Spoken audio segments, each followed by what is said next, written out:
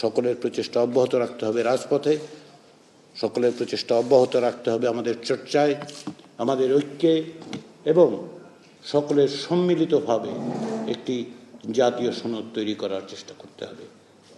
ঐকমত্য কমিশনের লক্ষ্য হচ্ছে এই জাতীয় সনদ তৈরি করা, যাতে করে ক্ষমতার বিন্যাসে পরিবর্তন ঘটে, যেন বাংলাদেশ তার সমস্ত সম্ভাবনা নিয়ে জাগ্রত হতে পারে।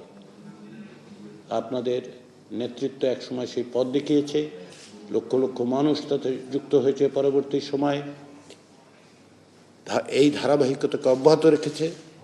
আপনারা নিপীড়ন নির্যাতন স্বীকার করেছেন, বরণ করেছেন।